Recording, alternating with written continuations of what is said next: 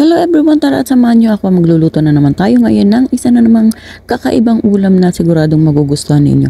So ayan, ito ating mga sangkap. Ayan, maraming kamatis, sibuyas, bawang, siling, labuyo at syempre meron din tayo dyan pampalasa. So ayan, maraming kamatis kasi yan yung magpapasarap sa ating lulutuing ulam ngayon. So ayan, meron din tayo ditong karne ng baboy. So ayan, puro laman yung lulutuin ko ngayon at syempre na-chop na natin yan ng pa-cubes lang para sakto isang piraso, isang subo. So yan ang ating lulutuin ulam ngayon. At syempre magigisa na tayo ng ating mga sangkap. Yan, pinagsabay-sabay ko ng ating sibuyas, bawang at syempre yung ating kamatis, pati na rin yung ating siling, labuyo. So yan.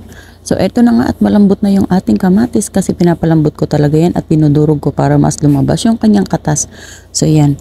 So eto na nga, nalagay na rin natin yung ating karne ng baboy. So yan, nagisa na natin yan dyan. Igigisa muna natin dyan ng mga ilang minuto para talaga namang maging malasang malasa yung ating karne ng baboy. So yan, hayaan lang natin yan dyan ng magisa ng mga ilang minuto hanggang sa lumambot. So yan. At ito na nga, ayan, konti na lang yung tubig niya, natuyo na siya.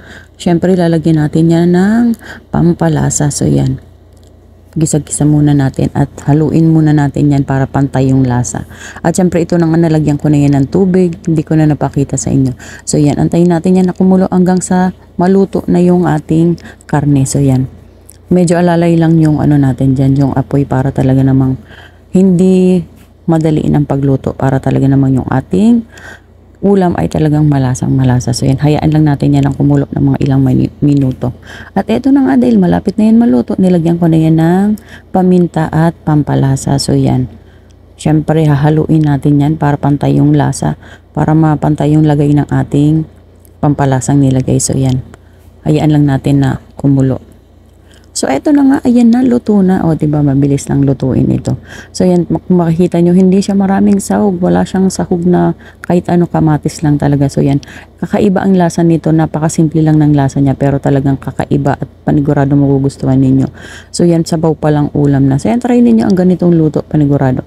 Pasok na naman ito sa inyong panlasa at syempre hindi masyadong magastos kasi wala kang maraming isasahog dyan, kamatis lang at mga sangkap. So eto na nga, ito ang aking own recipe, ang aking own version ng kinamatisang karne ng baboy. So yan, at syempre spicy yan, pero kung hindi kayo nagsisili, wag nyo nang lagyan ng sili, pero ganun pa rin naman ang lasa niyan. So yan, try ninyo ito, panigurado pasok sa inyong panlasa at syempre pasok din sa inyong budget. So yan, paminsan-minsan mag-try tayo ng mga ibang luto para talaga naman hindi tayo magsasawa sa ating mga inuulam kagaya nito. Thank you for watching everyone.